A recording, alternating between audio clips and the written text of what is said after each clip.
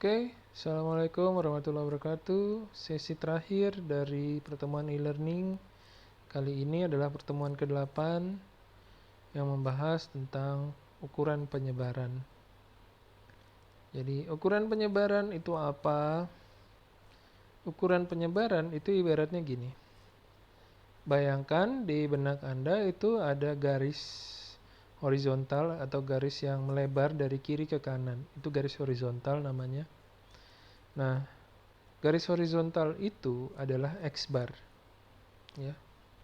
X-bar itu adalah mean atau rata-rata, di mana mean atau rata-rata adalah arah dari seluruh data yang akan menuju ke sana, itu ya.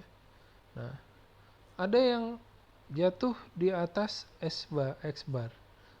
Ada yang jatuh dari data itu muncul di atas X-bar, di atas garis horizontal. Ada yang 2 kali dari garis horizontal, ada yang mendekat ke garis horizontal, gitu ya. Nah, ada yang turun dari garis horizontal, ada yang 2 kali turun dari garis horizontal. Nah, ketika ada data yang menyimpang dari rata-rata, ada data yang menyimpang dari garis horizontal tadi, maka itu datanya tersebar. Nah, untuk mengukur data yang tersebar itu, gimana caranya? Kita menggunakan ukuran penyebaran data. Tujuannya untuk apa? Kalau datanya semakin tersebar, berarti data tersebut tingkat kelabilannya tinggi. Jadi dia labil gitu loh. Karena dia tidak menuju rata-rata semua, tapi tersebarnya tinggi. Tersebarnya banyak. Dia variasi dari data itu muncul di sana sini itu banyak, tinggi variasinya. Sedangkan kalau ukuran penyebaran datanya itu rendah, nilainya rendah, maka dia variasinya sedikit dan itu adalah data yang ingin kita cari karena itu data yang baik. Artinya apa? Dia tidak jauh dari rata-rata, dia tidak jauh dari garis horizontal. Nah, untuk yang saat ini yang kita perlu ketahui adalah ukuran penyebaran data terkait dengan rata-rata, terkait dengan garis horizontal.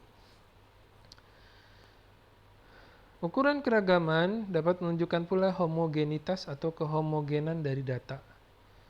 Semakin besar nilai suatu ukuran keragaman, maka semakin rendah homogenitasnya. Karena dia nggak sama. Homogenitas itu artinya data yang mirip-mirip. Kalau ukuran persebarannya semakin besar, maka homogenitasnya rendah. Artinya data semakin tidak homogen. Kita perlu ini data yang homogen untuk melakukan prediksi. Dimana statistik itu adalah tingkat tertinggi dari statistik itu nanti adalah pemodelan. Untuk melakukan pemodelan kita perlu data yang homogen, yang dekat dengan rata-rata. Karena rumus yang ada saat ini itu mengandalkan rata-rata, ya. Untuk melakukan peramalan masa depan itu nanti seperti apa. Nanti statistik itu kita akan belajar tentang bagaimana mengestimasi masa depan, gitu ya. Tapi tentunya tidak dengan bola kristal dan ilmu gaib, tapi dengan ilmiah, dengan sains, ya. Kemudian kita bahas ukuran persebaran. Ukuran persebaran yang paling sederhana disebut dengan range. Kalian ingat range itu sudah dibahas di pertemuan kedua, yaitu data terbesar dikurangi data terkecil. Ya. Contohnya di sini ada data ini range-nya 40. Contoh lagi di sini range-nya di sini 1,3 dan 400.000. Oke. Kita lihat lagi di sini. Range merupakan alat pengukuran variabilitas yang sederhana, sehingga alat ukur ini memiliki kelemahan yakni tidak melibatkan seluruh data.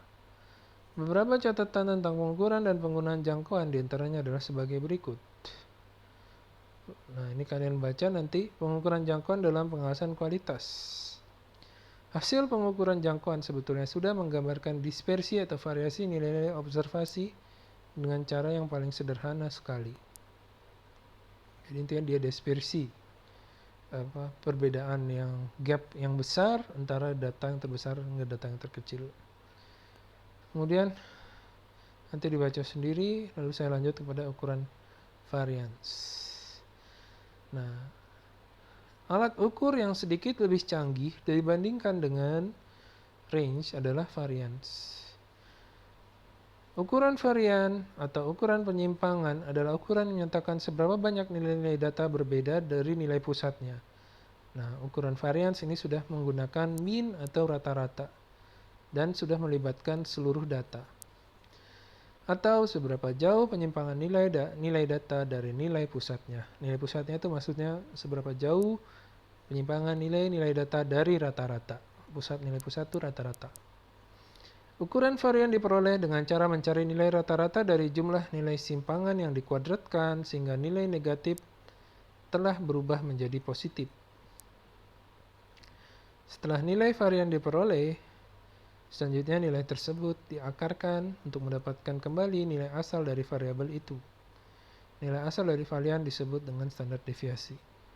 Di sini kita lihat dulu pembahasannya bahwa variance di akar kuadrat kan adalah standar deviasi. Oke. Jadi yang diinginkan sebenarnya yang ukuran yang lebih pasti adalah standar deviasi. Tapi sebelum bisa mendapatkan standar deviasi, kita harus mencari variance terlebih dahulu. Nah, gitu kata bahasan ini ya. Tapi sebenarnya dengan rumus standar deviasi kita bisa langsung nyari standar deviasi tanpa melalui variance. Oke, rumus dari variance adalah ini. Ya. Nah, di sini kita perhatikan baik-baik.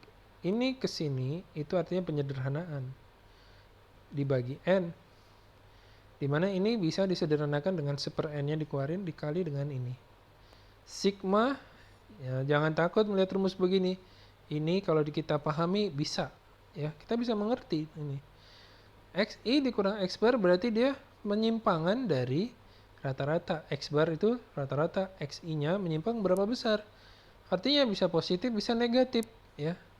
Karena kita menginginkan ukuran yang absolut, ya kan, ukuran yang pasti, kita tidak mau ada negatif positif, maka kita kuadratkan. Karena kalau dijumlahin tapi dikuadratin nanti hasilnya adalah tidak sesuai dengan yang kita inginkan karena terpengaruh oleh nilai yang negatif. Padahal kita ingin bahwa kita punya sebuah ukuran yang jelas rata-rata penyimpangan dari sebuah distribusi frekuensi data, gitu kan. Kemudian kalau dia ini adalah populasi, kemudian kalau kita menggunakan sampel, maka berubah ininya jadi n-1 gitu. Cuman ini aja berubah jadi n-1. Kalau sampel itu artinya dia lebih dikit. Kalau populasi dia banyak. Kalau kita ngambil 30 dari 300, maka 30 disebut sampel, 300 disebut populasi. Gitu ya. Kalau menghitung variasi dari sampel, begini caranya.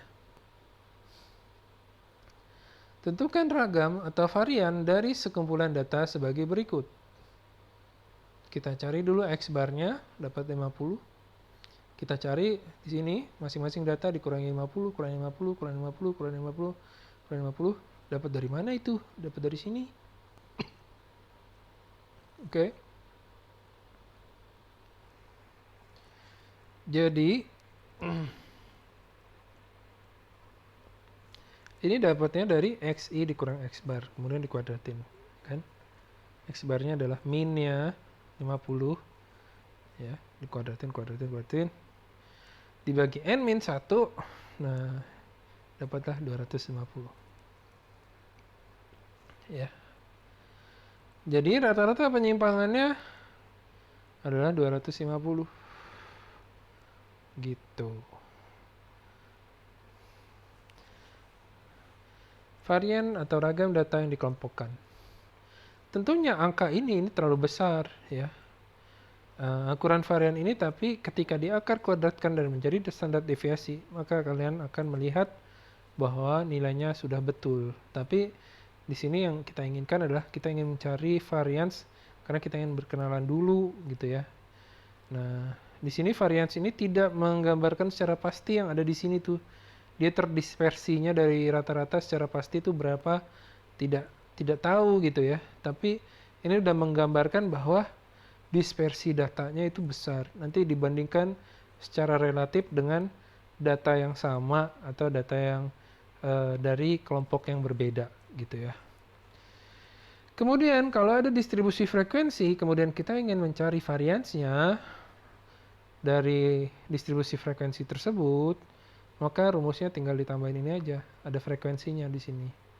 Nah, kita lihat contohnya ya. Kalau ini sampel, kita lihat contohnya. Tentukan varian atau ragam dan hitunglah rata-rata hitung gaji karyawan PT Moe Gi Oen Toeng. Ini ada gaji, ada kelas, ada frekuensi. Kemudian kita lihat di sini bahwa dia ingin mencari FI dikali XI, XI-nya nilai tengah, ya kan? Di sini. Kenapa tujuannya? Karena mencari rata-rata. Rata-rata dicari dengan rumus min, gitu. Dapat rata-ratanya 65,1. 65,1, kemudian masukin ke sini tuh. Nah, ini nih. Tuh. Dikuadratin semua.